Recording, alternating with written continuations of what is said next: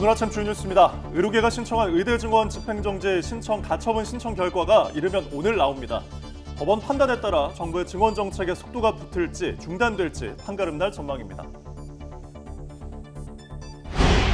교통사고를 내고 달아난 가수 김호중 씨 소속사 대표가 운전자 바꿔치기를 지시한 건 자신이라고 경찰에 진술한 것으로 파악됐습니다. 소속사 대표는 해당 내용이 담긴 통화 녹취 파일도 경찰에 제출했습니다.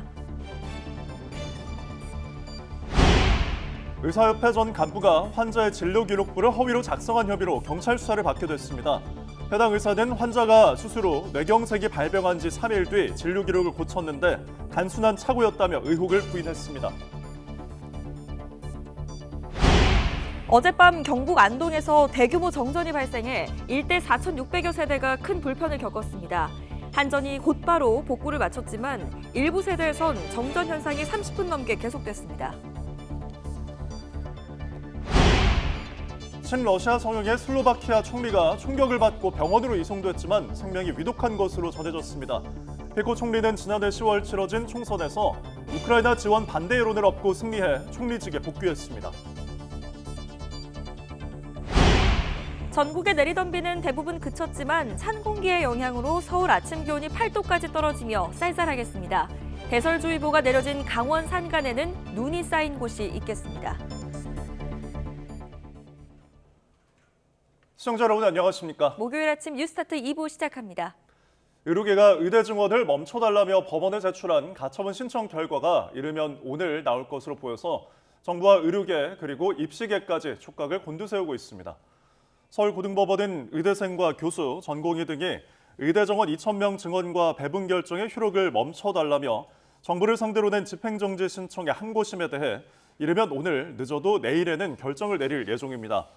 법원이 내릴 수 있는 결정에서 의료계 집행정지 신청이 인용될 경우 2025학년도 의대 증원 절차의 효력이 정지됩니다.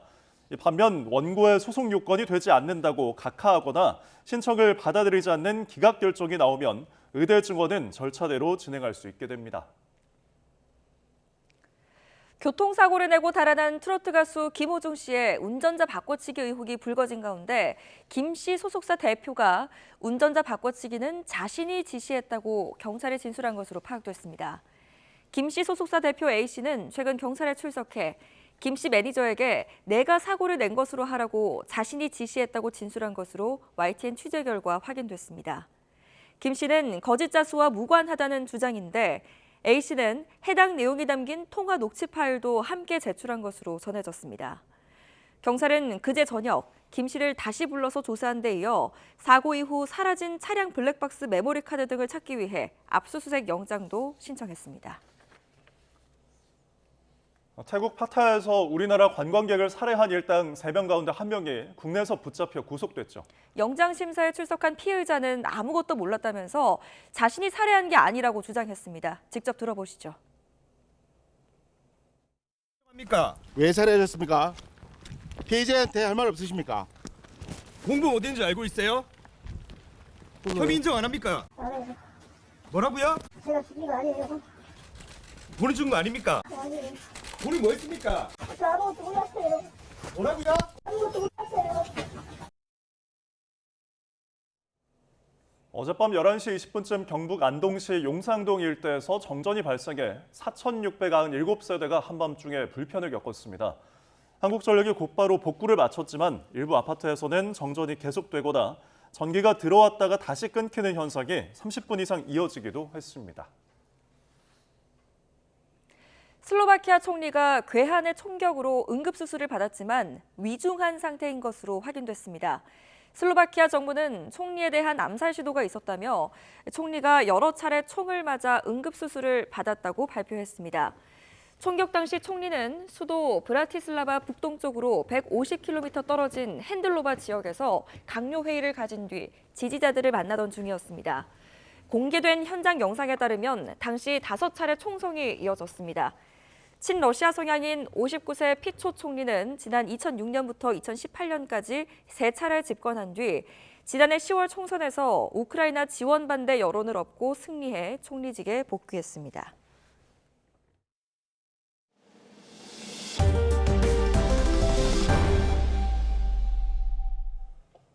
교통사고를 내고 달아난 트로트 가수 김호중 씨의 소속사 대표가 운전자 바꿔치기는 자신이 지시했다고 경찰에 진술한 걸로 파악됐습니다. 김 씨는 무관하다는 주장인데 경찰은 사실관계를 확인하기 위해 강제 수사에 착수했습니다. 부장원 기자입니다. 9일 밤 서울 신사동에서 반대 차선 택시를 들이받고 달아난 가수 김호중 씨. 2시간 20분 뒤 김 씨 매니저는 파출소를 찾아가 자신이 사고를 냈다고 주장했습니다. 하지만 경찰의 추궁은 계속됐고 결국 김 씨는 17시간이 지난 다음 날 오후에야 출석해 자신이 차를 몰았다고 실토했습니다. 이 과정에서 김 씨가 매니저를 시켜 운전자 바꿔치기를 시도한 게 아니냐는 의혹이 불거졌는데 YTN 취재 결과 김 씨 소속사 대표 A 씨는 최근 경찰에 매니저에게 거짓 자수를 지시한 건 김 씨가 아니라 자신이라고 진술한 것으로 확인됐습니다. 김 씨는 사고 발생 40분 뒤 매니저를 만나 옷까지 갈아입고 현장에 빠져나갔는데 A 씨는 옷을 갈아입으라고 한 것과 거짓 자백을 하라고 한 것 모두 자신이라면서 해당 내용이 담긴 통화 녹취 파일도 제출했습니다. 김 씨는 무관하다는 건데 소속사 측은 경찰이 수사 상황을 유출하지 말아달라고 당부해 그동안 적극적으로 소명하지 못했다고 강조했습니다. 또 사고는 운전이 미숙해 벌어진 것이고 김 씨가 유흥지점에 들르긴 했지만 콘서트를 앞두고 있어 술은 마시지 않았다고 주장했습니다. 경찰은 당사자들 진술을 비교하며 신빙성을 따져보고 있습니다. 그제 저녁 김 씨를 다시 불러 조사한 데 이어 사고 이후 사라진 차량 블랙박스 메모리 카드를 찾기 위해 압수수색 영장도 신청했습니다. 경찰은 여전히 음주 뺑소니 가능성을 염두에 두고 있는데 김 씨가 방문한 식당 등 사고 당일 행적을 조사하고 있습니다. 또 거짓 자수를 시도한 대표와 매니저에 대해선 범인도피죄 적용을 검토하고 있습니다. YTN 부장원입니다. 의사협회 전 간부가 환자의 진료 기록부를 허위로 작성한 혐의로 경찰 수사를 받기도 했습니다. 환자를 진료하지 않은 날에 진료를 한 것처럼 쓴 건데 이 기록을 추가한 날짜는 환자가 수술 이후 뇌경색이 발병한 지 3일 만이었습니다. 유서연 기자가 취재했습니다. 낙상 사고를 당해 병원을 찾은 80대 여성 A씨. 흉추 골절로 입원해 수술을 받았는데 3주 뒤 뇌경색이 발병했습니다. 수술 부작용을 의심한 A씨 아들은 어머니의 진료 기록부를 떼본 뒤 이상한 점을 발견했습니다. 담당 의사를 만난 적이 없는 날에도 진료 기록이 쓰여 있던 겁니다. 저희 어머니께서 2월 16일 진료기록상 9시 35분권으로 진료기록이 표기가 돼 있는데요. 이 시간에는 저희 어머니가 다른 장소에 계셨어요. 실제로 해당 의사가 A씨를 맡게 된 건 지난해 2월 17일입니다. 그런데 40일가량이나 지난 뒤 돌연 시스템에 접속해 2월 16일자 진료 기록부를 추가한 겁니다. 게다가 고친 기록에는 양측 상지하지 근력 약화, 보행 장애, 자주 넘어진다 등의 증상이 적혀 있었는데 허리 통증으로 갔을 뿐 있지도 않은 증상을 지나치게 과장해 기재했다는 게 A씨 측의 주장입니다. 특히 해당 의사가 A씨의 뇌경색 발병 3일 만에 진료 기록을 고쳐놓은 게 석연치 않다고 토로합니다.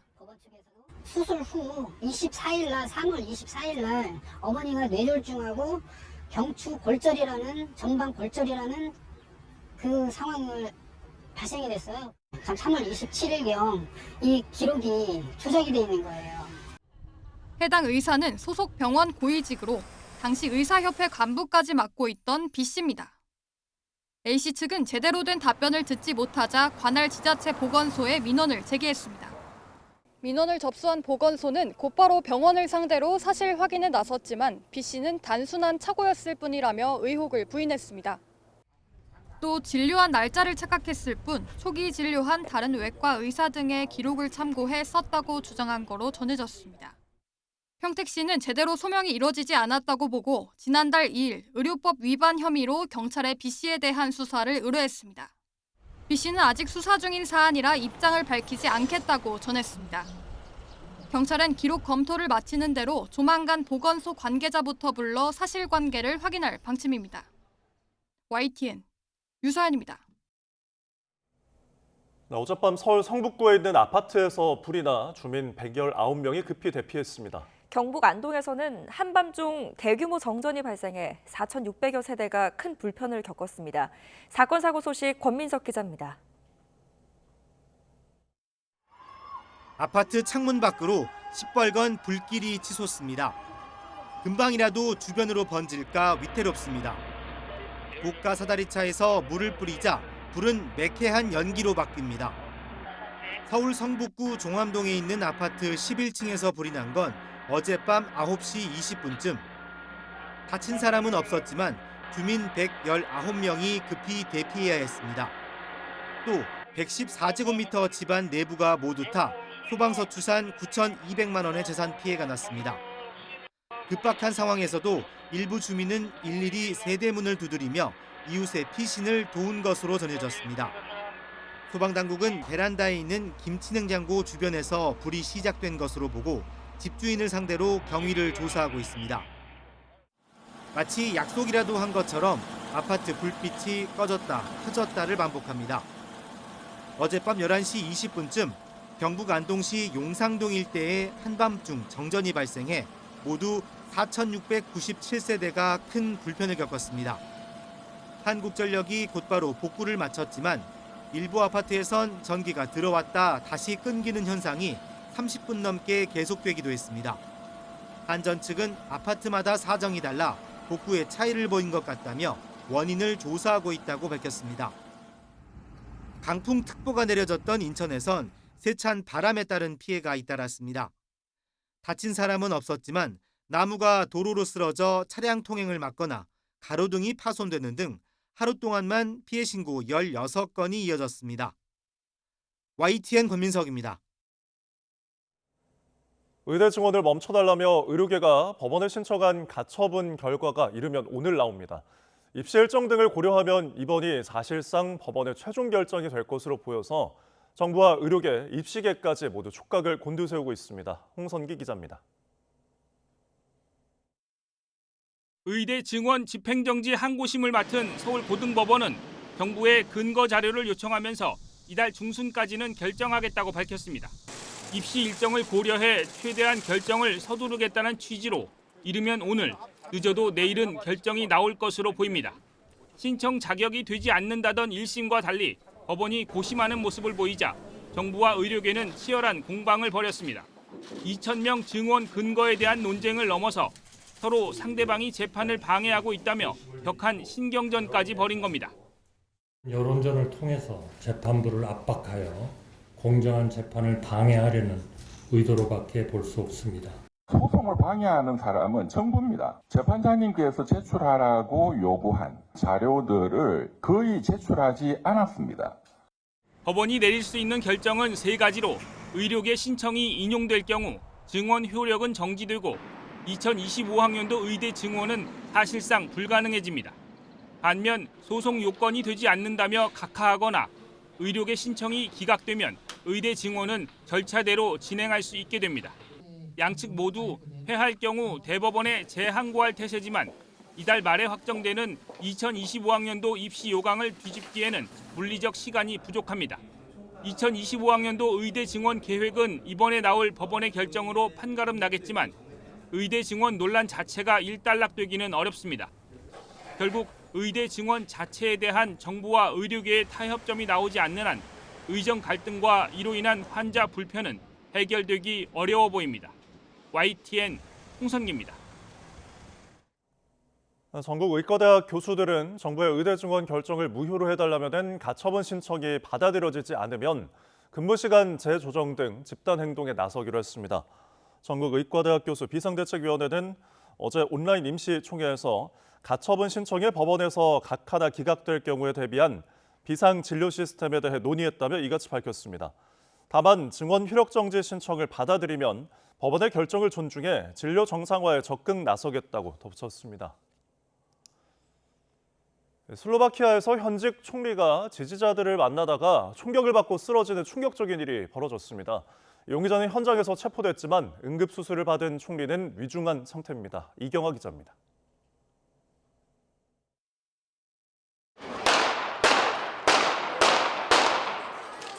다섯 차례 총성이 이어진 뒤 한 남성이 쓰러집니다. 슬로바키아의 로베르토 피초 총리입니다. 총격 당시 총리는 정부 회의를 마치고 나와 지지자들을 만나고 있었습니다. 현지 언론은 피초 총리가 복부 등에 서너 발 총을 맞았다고 전했습니다. 용의자는 현장에서 체포됐습니다. 누구도 예상 못한 총격에 현장은 아수라장이 됐습니다.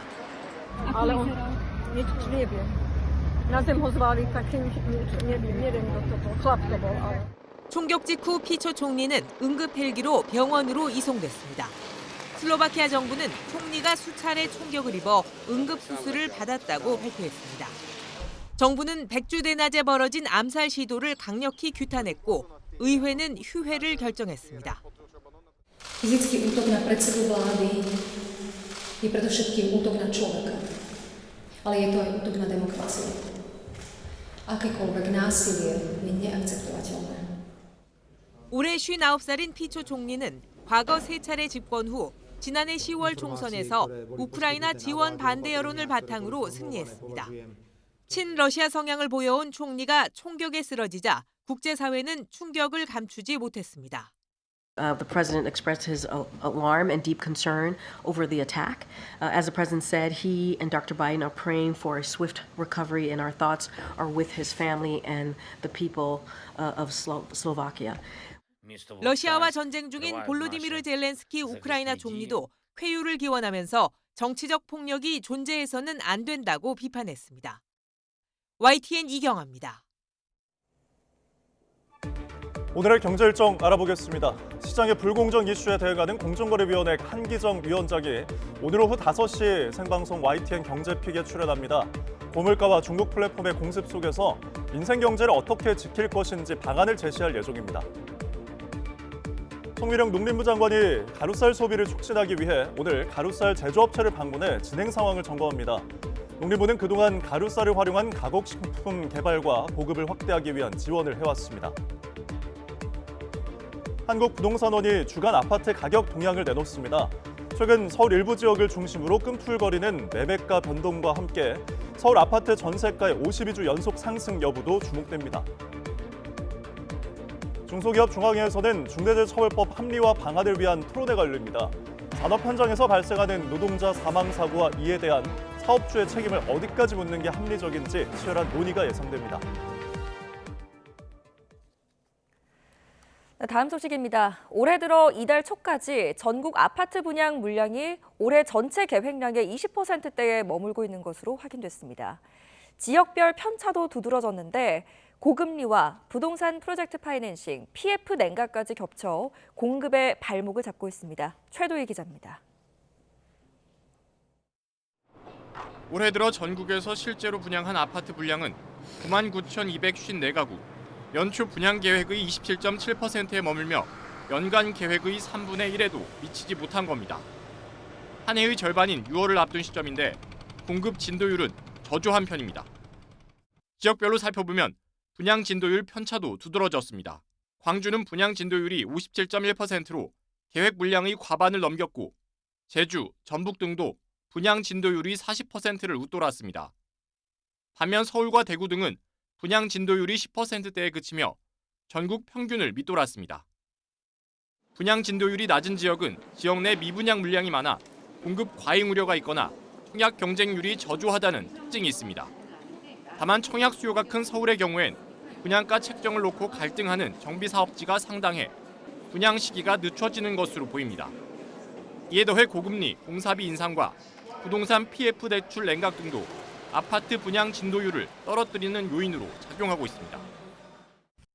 미분양 적체나 고금리 문제 그리고 고분양가 이슈로 지역별로 청약시장이 양극화되면서 분양 물량의 공급 속도가 지연되는 지역들이 나오고 있는데요. 시원스러운 아파트 공급을 단기에 기대하기 제한적인 상황입니다. 이 같은 지역별 양극화는 통상 분양 비수기로 불리는 여름으로 접어들면서 더욱 심해질 것으로 보이는 만큼 분양시장의 선택지도 제한적일 전망입니다. YTN 최두입니다. 사건 사고 한 줄 뉴스입니다. 어젯밤 9시 10분쯤 서울 성북구 종암동에 있는 아파트 11층에서 불이 나 1시간 만에 꺼졌습니다. 이 화재로 주민 110여 명이 긴급 대피했고 114제곱미터짜리 집이 모두 타서 소방 추산 9,200만 원의 재산 피해가 발생했습니다. 서울 용산경찰서는 지난 1월 서울 용산 대통령실 진입을 시도하다 붙잡힌 한국대학생진보연합회 회원 4명에 대해 공동건조물 침입 등 혐의로 구속영장을 신청했습니다. 경기 안산 단원경찰서는 어린 스포츠 대회 직전 체육관 앞에서 동료에게 흉기를 휘두른 심판 30대 남성을 살인미수 혐의로 현행범으로 체포해 조사하고 있습니다. 경기 김포경찰서는 단독주택 단지 내 빈집들을 털어 현금과 귀금속 등 3천만 원 상당의 금품을 훔쳐 달아난 30대 남성을 구속해 조사하고 있습니다. 헤어진 여자친구 집에 무단으로 침입하고 때려서 숨지게 한 혐의를 받는 20대에 대해 경찰이 폭행과 사망 사이 인과관계가 있다는 정밀 부검 결과를 토대로 구속영장을 신청했습니다. 경기 성남 수정경찰서는 어머니가 자신을 해치려 한다는 생각이 들어 흉기를 휘두른 30대 남성을 현행범으로 체포해 조사하고 있습니다. 경기 일산 서부경찰서는 지난 어린이날 열린 만화 관련 행사에서 아동 음란물로 보이는 캐릭터를 전시한 관계자들을 음화 반포 혐의로 불구속 입건했다고 밝혔습니다. 서울교육청 김유리 교육연구정보원 등이 초등교원 5천여 명을 설문조사한 결과 78.8%는 보직교사를 할 의향이 없다고 답한 것으로 확인됐습니다. 서울시 교육청은 이달부터 연말까지 서울 지역 초중고 26곳에서 남은 급식을 어려운 이웃에게 기부하는 캠페인을 펼칩니다. 지금까지 한 줄 뉴스였습니다. 네, 라인야후 사태와 관련해서 정부가 나서면서 이 네이버가 일단 시간을 확보했습니다. 하지만 복잡한 상황에 고민은 여전한데요. 매각 협상이 길어질 것으로 보이는 가운데 그제 열렸던 직원 설명회에는 라인의 아버지로 알려진 신중호 최고 제품 책임자도 참석했습니다. 최하영 기자입니다. 네이버가 오는 7월 1일까지 일본 정부에 제출하는 행정지도 조치 보고서에 라인야후 지분 매각 내용을 넣지 않기로 했습니다. 우리 정부가 나서면서 일본 정부의 행정지도로 인한, 그러니까 일본의 압박으로 인한 지분 매각은 피하게 된 겁니다. 다만 라인 지분을 둘러싼 일본 정부의 입장 역시 확고한 만큼 매각 불씨가 완전히 꺼진 건 아닙니다. 게다가 네이버는 일본 정부의 행정지도 이전부터 라인야후 매각을 고심해왔습니다. 일단 시간을 번 네이버는 장기적인 관점에서 매각 여부를 포함해 협상 전력을 가다듬을 것으로 보입니다. 만약 네이버가 지분을 팔지 않을 경우 우려되는 건 우리 정부의 경고에도 불구하고 일본 현지 사업에서 받을 불이익입니다. 라인 망가가 일본에서만 잘 되는 게 아니라 글로벌 서비스로 잘 되고 막 그러는데 그런 데에서 태클을 걸거나 발목을 잡거나 이렇게 하면 결국 모회사인 네이버의 매출에 문제가 생기는 거거든요. 반대로 지분을 판다면 사업상 얼마나 유리하게 소프트뱅크와 협상을 타결할지가 관건입니다. 관련된 기술, 인력, 그다음 데이터 이게 다 일본으로 완전히 다 가버릴 거 아니에요. 그러면 동남아시아에 대해서 예를 들면 네이버가 뭐 사업이라든지 이걸 이어나가려고 해도 이번에는 거꾸로 이제 라인야후한테 의존하는 바가 돼버리는 거죠. 여기에 한국법인 임직원들의 고용 불안 우려도 쉽게 결정을 내릴 수 없는 요소입니다. 앞서 라인야후 한국법인 라인플러스가 연 직원 설명회에는 라인의 아버지 신중호 최고 제품 책임자도 참석한 것으로 알려졌습니다. 직원들 우려를 달래기 위한 것으로 보이는데 라인플러스는 임직원들과 고민을 나누는 자리를 계속 마련하겠다고 밝혔습니다. 네이버가 일단 시간을 벌긴 했지만 셈법이 복잡한 만큼 지분 매각 협상은 장기전으로 흘러갈 전망입니다. YTN 최하영입니다. 라인야후 사태 속에 기시다 후미오 일본 총리는 주한 일본 대사 교체를 앞두고 이례적으로 신임 대사와 이임 대사를 동시에 만났습니다. 한일 관계 개선 의지를 전달하면서 라인야후와 관련한 논의도 있었을 것이라는 관측이 나옵니다. 도쿄에서 김세호 특파원입니다. 기시다 후미오 일본 총리가 우리나라에 부임하는 미즈시마 고이치 대사 그리고 이임하는 아이보시 고이치 대사를 총리 관저로 불러 함께 면담했습니다. 부임을 앞둔 대사를 총리가 따로 집무실에서 만난 것은 이례적으로 한일 관계 개선에 대한 관심과 의지를 전했을 것으로 예상됩니다. 특히 일본 총무성이 라인야후의 네이버 지분 정리를 요구한 것과 관련해 한국 내 반발 여론이 커지면서 이에 대한 논의도 있었을 가능성이 큽니다. 대통령실까지 나서 일본 정부가 네이버에 불리한 조치를 취하는 일이 없어야 한다고까지 밝힌 상황. 하지만 일본 정부는 라인 야후의 보안 문제를 해결하려면 네이버의 지배적 자본 관계를 벗어나야 한다는 입장을 굽히지 않고 있습니다. 그러면서 오히려 일본의 입장을 분명히 이해해 주기를 바란다고까지 강조했습니다. 再発防止、適切なセキュリティガバナンスのために必要なものとして、やはりそのような委託先との支配的な関係とかは逆行していかなければいけないということも含めて 라인 야후는 지난 8일 네이버와의 위탁 관계를 모든 서비스 분야에서 완전히 종료하고 자사 중심의 서비스를 운영하겠다는 방침을 분명히 했습니다. 네이버는 일단 오는 7월 일본 정부에 제출할 행정지도 조치 보고서에 라인 야후 지분 매각을 넣지 않기로 했습니다. 하지만 라인 야후의 자본 관계 정리에 대한 일본 정부의 입장이 완강한 만큼 갈등의 불씨는 쉽게 가라앉지 않을 것으로 보입니다. 도쿄에서 YTN 김세호입니다. 비가 내린 뒤에 기온이 뚝 떨어지면서 날씨가 무척 쌀쌀해졌습니다. 오늘까지는 전국에 바람이 강하게 불겠고 동쪽 지방은 오전까지 비가 이어진다고 합니다. 자세한 날씨 알아보겠습니다. 신미림 캐스터.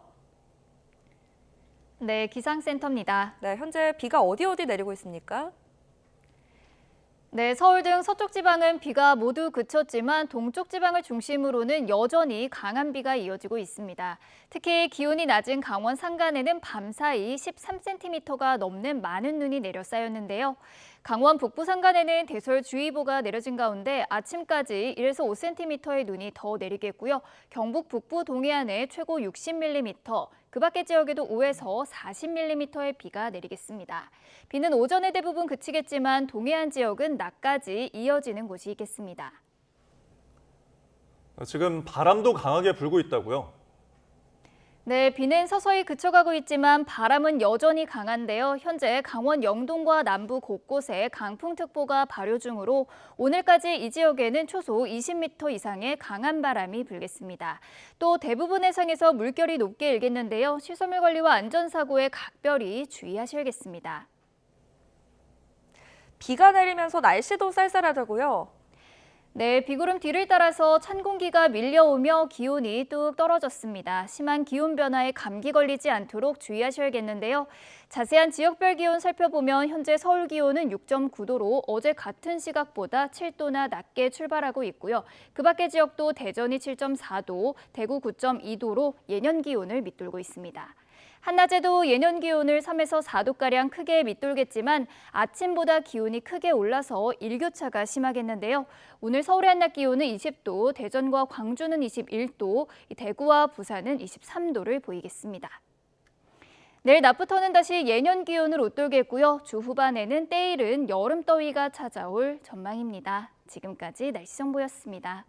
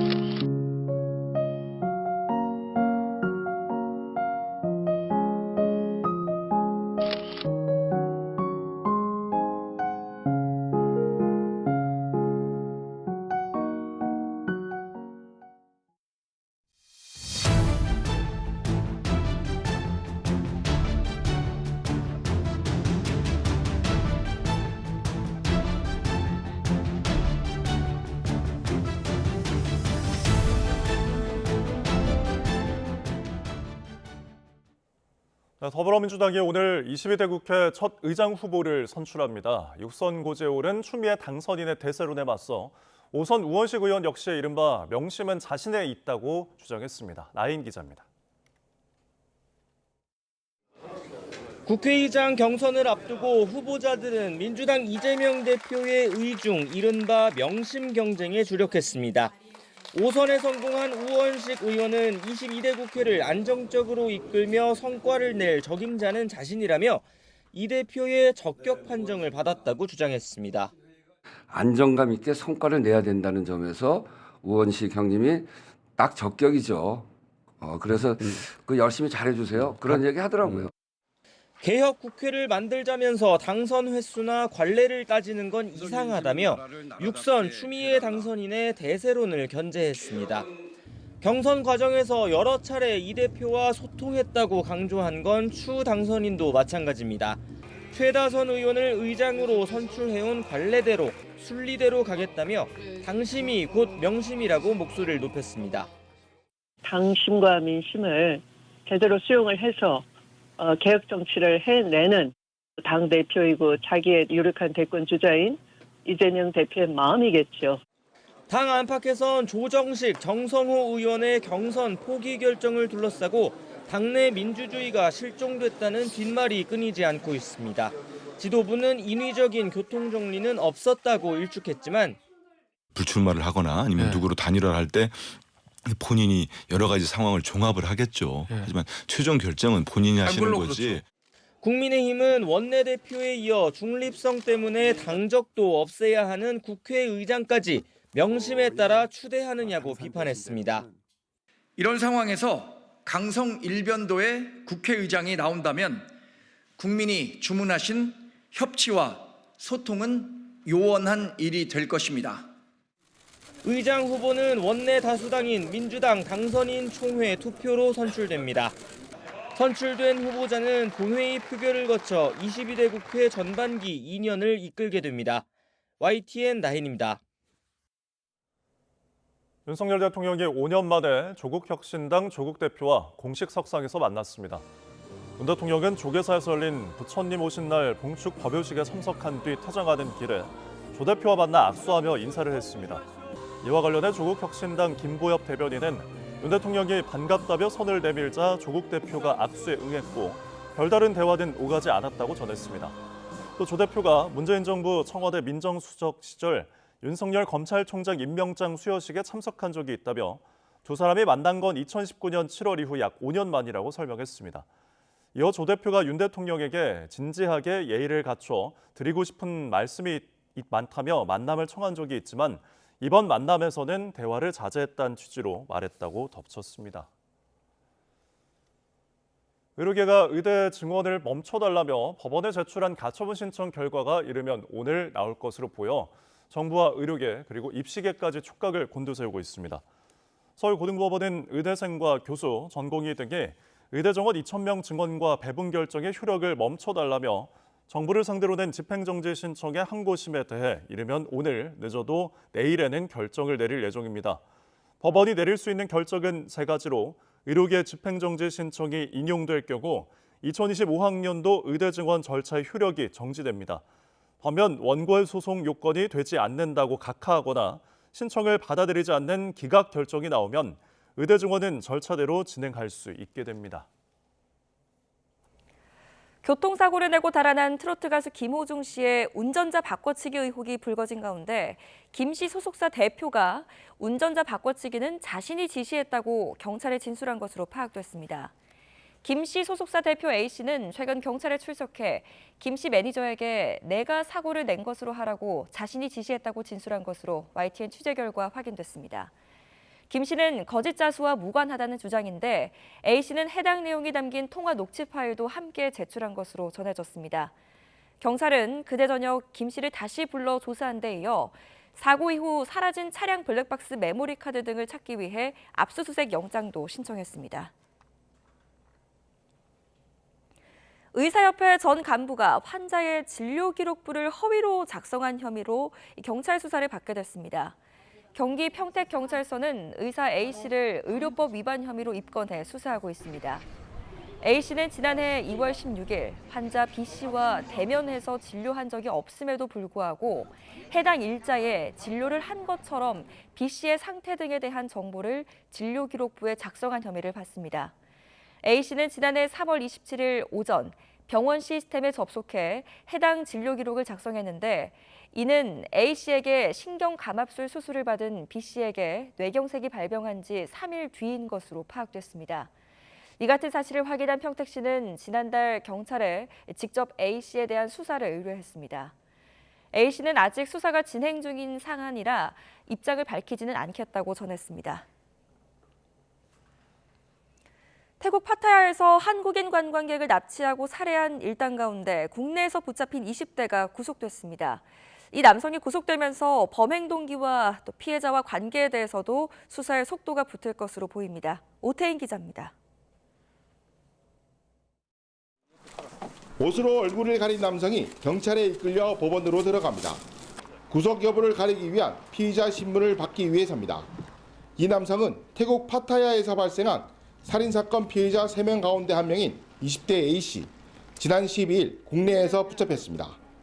공범 어딘지 알고 있어요? 혐의 인정 안 합니까? 재판부는 도주와 증거인멸 우려가 있다며 구속영장을 발부했습니다. A씨 혐의는 현재까지는 살인 방조입니다. 살인 행위는 가담하지 않았다며 부인하고 있고 공범이 모두 붙잡히지 않아 구체적인 범죄 여부가 밝혀지지 않는 점이 고려됐습니다. A씨 구속으로 경찰 수사도 속도가 붙을 것으로 보입니다. 경찰은 캄보디아에서 붙잡힌 공범의 국내 송환을 서두른다는 계획입니다. 하지만 태국 경찰이 체포영장을 발부하고 범죄인 인도 요청을 할 방침이어서 미뤄질 수 있습니다. 경찰은 또 도주한 나머지 공범도 주변국으로 미입국했을 가능성을 염두에 두고 현지 경찰과 함께 추적에 나섰습니다. 이와 함께 A씨 일당이 불법 도박 등과 관련해 금전적 문제로 범행을 저지른 것으로 보고 정확한 범행 동기를 조사하고 있습니다. YTN 오태인입니다. 어제 아침 서울 도심에 있는 폐기물 처리 시설에서 난 불이 21시간이 지나서야 모두 꺼졌습니다. 플라스틱 등 재활용품이 많아서 불길을 잡는 데 어려움을 겪었는데 다친 사람은 없지만 많은 양의 연기가 발생하면서 주민 불편을 겪었습니다. 김웅래 기자입니다. 시뻘건 불길과 함께 검은 연기가 무서운 기세로 치솟습니다. 연기가 자욱하게 퍼지면서 차들도 거북이 걸음을 하며 쩔쩔맵니다. 서울 용두동에 있는 동대문 환경개발공사의 폐기물 처리 시설에서 불이 난 건 어제 아침 8시 20분쯤. 직원 30여 명이 서둘러 대피해 다친 사람은 없었지만 많은 양의 연기가 나면서 인근 지하철 2호선 용두역이 임시 폐쇄되는 등 주민들은 큰 불편을 겪어야 했습니다. 연기가 이제 자욱해가지고 무슨 재난 영화처럼 보일 정도로 상황이 안 좋았고 생각보다 불이 늦게 꺼져서 걱정이 많고 냄새가 많이 나요. 소방당국은 대응 1단계를 발령하는 등 총력 대응에 나섰는데 플라스틱 등 재활용품과 위험물이 많아 초기 진압에 어려움을 겪었습니다. 서울시는 인근 주민들에게 재난 문자를 통해 화재로 인해 연기 등이 다량 발생하고 있다며 외출 자제를 당부하기도 했습니다. 다만 보건환경연구원에서 공기질을 검사한 결과 심각한 수준의 유해 물질이 나오진 않은 것으로 확인됐다며 지속해서 모니터링할 계획이라고 밝혔습니다. 소방은 정확한 피해 규모와 화재 원인을 조사할 계획입니다. YTN 김웅래입니다.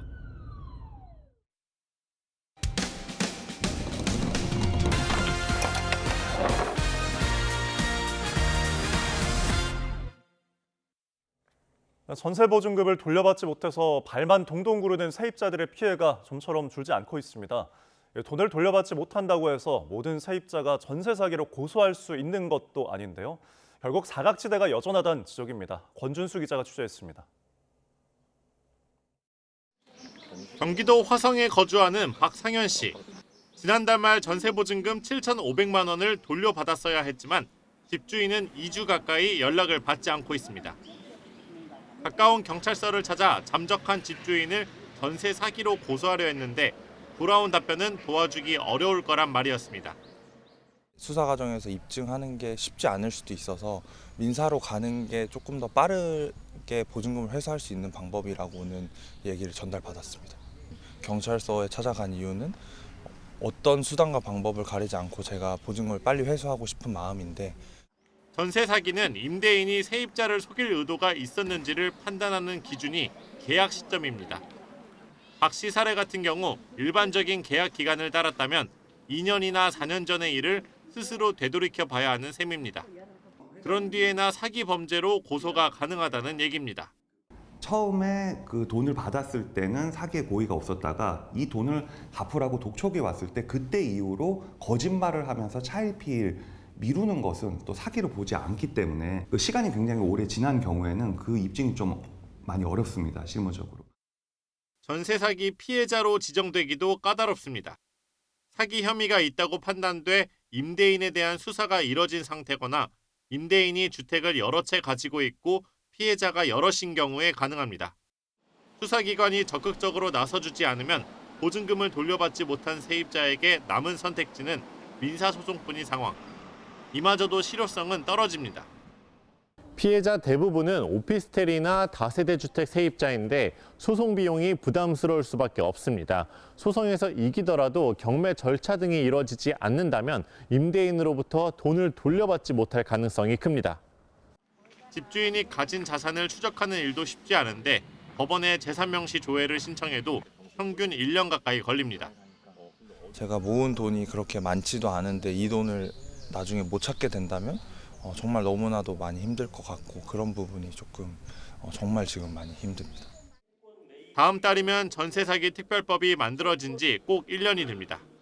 21대 국회 막판 세입자를 위한 선구제 후회수 개정안이 본회의에 올라 처리를 앞두고 있지만 여전히 임대인의 책임 강화 등 피해를 줄이기 위한 대책은 턱없이 부족하다는 지적이 나옵니다. YTN 권준수입니다.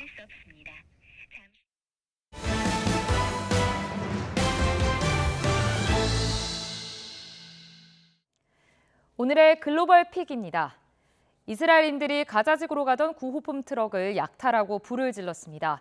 현장에 있던 이스라엘 군경은 팔짱을 낀 채 이들을 막지 않았습니다. 신웅진 기자가 전해드립니다. 팔레스타인 자치구역인 요르단강 서안의 타르쿠미아 검문소 부근입니다. 가자지구의 인도적 지원을 위한 구호품 트럭들이 이스라엘 정착민들의 습격을 당했습니다. 차량에 올라타 물품을 내던지는 것도 모자라 너나 할 것 없이 격렬하게 짓밟고 밀가루 등 같은 식량도 쏟아져 내립니다. نزلنا على المعبر بعد ما خلصنا عملية التفتيش تفاجأنا بوجود مستوطنين على دوار المعبر كسروا السيارات بططوا عجال السيارات كبوا البضائع على ظهر السيارات على الأرض لمينا البضائع قسم من البضائع في الجرافة 극우 단체 이스라엘인들은 운전기사들을 폭행하고 끝내 구호 트럭을 불태워버렸습니다. 이들의 습격으로 15대의 트럭이 파괴됐고 200만 달러 상당의 구호품이 날아갔습니다. 현장의 이스라엘 군경은 폭도들의 행동을 묵인했습니다. وعملية تخريب ممنهجة وللأسف وقف جنود الاحتلال متفرجين على المستوطنين وهم يقوموا بهذا الاعتداء. 이번 사태에 대해 제이크 설리번 미국 백악관 국가안보 보좌관은 용납할 수 없는 행동이라며 강도 높게 비난했습니다. 7개월이 넘는 전쟁으로 외부와 단절돼 기아에 시달리는 가자지구 난민들은 구호품 트럭과 하늘에서 떨어지는 낙하산에 목숨을 의지하는 상황. 국제사회는 이스라엘이 가자지구 봉쇄로 인위적 기아를 유발하고 있다고 비판하지만 이스라엘은 국경 관리를 제대로 하지 못한 이집트 탓이라고 우기고 있습니다. YTN 신웅진입니다. 구글이 음성과 이미지를 이용해 직관적으로 검색이 가능한 생성형 인공지능 제미나이를 출시했습니다. 먼저 공개된 오픈 AI의 최신 챗 GPT와 함께 사람을 닮은 AI 기술 경쟁이 본격화되고 있습니다. 정유신 기자의 보도입니다. 휴대전화 카메라를 통해 사무실 책상을 보여주며 구글 개발자가 질문을 던집니다. Do you remember where you saw my glasses? Yes, I do. Your glasses were on the desk near a red apple. 이미지와 음성인식 기능을 추가한 구글의 생성형 AI, 제미나이의 개인 비서 기능입니다. 과거 텍스트를 일일이 입력해 검색하던 것을 사람과 대화하듯 직관적인 소통이 가능합니다. An agent like this has to understand and respond to our complex and dynamic world just like we do. It would need to take in and remember what it sees so it can understand context and take action. 또 100개의 이메일이나 1시간 분량 동영상 검색 결과를 단 몇 초 안에 처리할 수 있다고 설명했습니다. 구글은 제미나이가 포함된 새 검색 기능을 한국어를 포함해 35개 언어로 출시하고 연말까지 10억 명 이용자를 목표로 한다고 밝혔습니다. 텍스트를 입력하면 1분 이상의 고화질 영상을 만들어주는 AI 비디오 모델 비오도 함께 공개했습니다. 영화 제작 소프트웨어도 함께 배포한다고 밝혀 헐리우드 제작자들의 관심을 모으고 있습니다. The power of Gemini with multimodality, long context, and agents brings us closer to our ultimate goal, making AI helpful for everyone. 하루 앞서 생성형 인공지능의 선두주자 오픈AI도 새로운 챗GPT 모델을 발표했습니다. 말하는 사람의 감정까지 읽으며 대화하고 카메라로 보여준 수학 문제나 그래프도 척척 풀어냅니다. Is it subtraction? Close, but think of the opposite of multiplication, because 3x means 3 times x. SF 영화 속에서 보던 사람 같은 AI 기술 완성도가 높아지면서 검색 시장 주도권 경쟁이 갈수록 치열해질 전망입니다. YTN 정준입니다. 블라디미르 푸틴 러시아 대통령이 국빈 방문을 위해 중국 베이징에 도착했다고 AP통신이 보도했습니다. 푸틴 대통령은 오늘 베이징에서 시진핑 중국 국가주석과 정상회담을 하고 내일은 하얼빈을 방문한다고 러시아 매체 스푸트니크는 전했습니다. 푸틴의 중국 방문은 지난 3월 대통령 선거 승리와 이달 7일 취임식으로 집권 5기를 시작한 뒤 첫 해외 일정입니다. 조 바이든 대통령과 도널드 트럼프 전 대통령이 이번 대선 레이스가 시작된 이후 처음으로 다음 달 말 맞짱 토론을 벌입니다. 바이든 대통령은 현지 시간 15일 소셜미디어인 X에 글을 올려 CNN이 제안한 6월 27일 트럼프 전 대통령과의 토론을 받아들인다고 밝혔습니다. 트럼프 전 대통령 측 역시 이 일정에 동의했다고 CNN이 보도했습니다. 일본 기상청은 규슈 구마모토현에 있는 활화산인 아소산에서 화산 활동이 강해져 분화 경계 수준을 상향 조정했습니다. 교도통신 등은 아소산에서 어제 오전 9시쯤부터 미세한 움직임의 진폭이 큰 상태로 지속됐다고 보도했습니다. 이에 기상청은 5단계로 나뉜 아소산 분화 경계 수준을 1단계에서 분화구 주변 규제를 의미하는 2단계로 올렸습니다. 캐나다 서부에서 발생한 대형 산불이 번지면서 석유 생산 거점 도시인 엘버타주 포트 맥머리까지 위협받고 있습니다.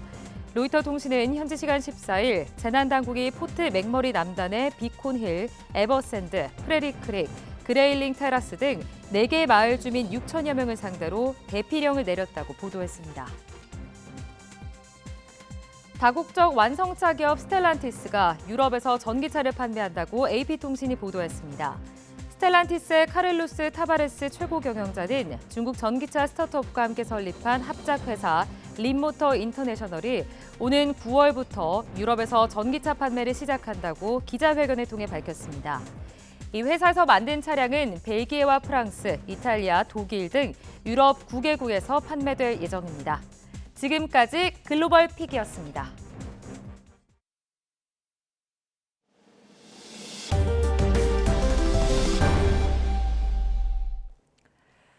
(5.18) 민주화운동 44주기를 앞두고 유네스코 세계기록유산으로 등재된 5월 일기가 공개됐습니다.